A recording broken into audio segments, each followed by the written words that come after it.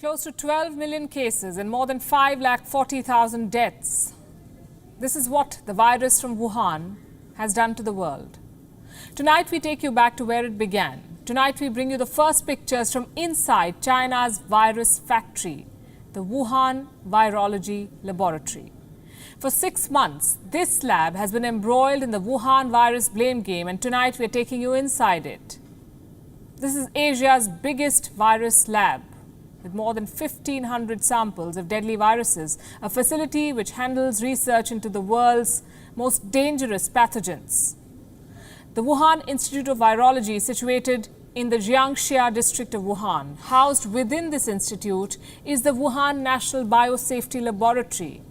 This biosafety lab runs on 2 levels, P3 and P4. The letter P stands for pathogen, and the number after P denotes how deadly the pathogen is. So naturally, the P4 lab is the top level.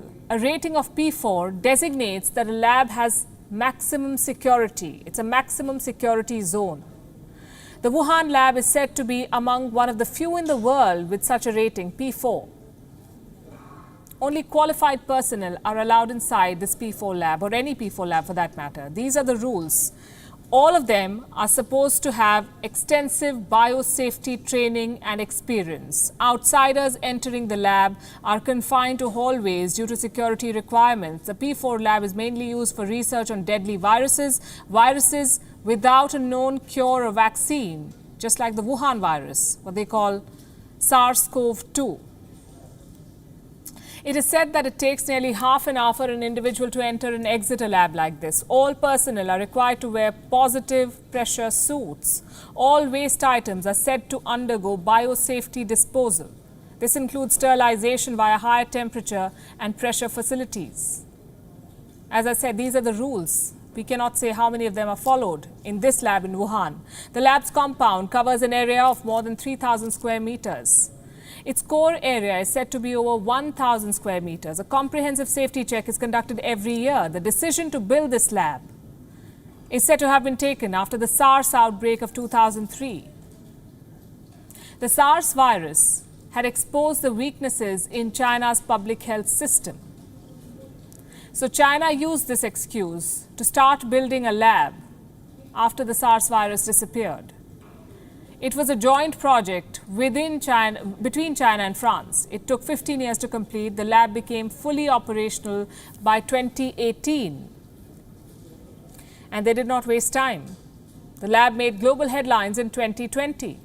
Why is this laboratory linked to the pandemic? And why has China released pictures of the lab now? To prove to the world that this is not a bioweapon facility. Any lab with military-grade facilities or weapons capabilities is not shown to the world. So China is showing this lab, and this is supposed to be proof of innocence. We're still looking for experts who buy this line. What we have found, though, is more reports that link the lab to the deadly virus. Reports say samples of a virus that closely resembles the coronavirus were sent to this lab 7 years ago.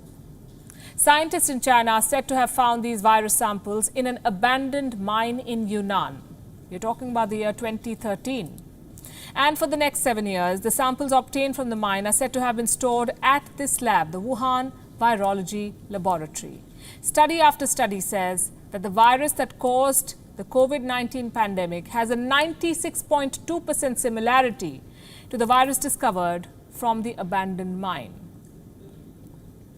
Now, China has shown the world the inside of this lab, but it's not telling, there is no telling, how much has been hidden or destroyed. I want to end with a few points that have been made on the show before that are now a matter of public record. 1, China ordered the first test samples to be destroyed from this lab. And 2, safety standards at this level 4 laboratory are dubious. China does not allow international scrutiny. It follows its own standard. Releasing pictures of a lab 6 months after the pandemic has killed more than 5 lakh people does not count for very much.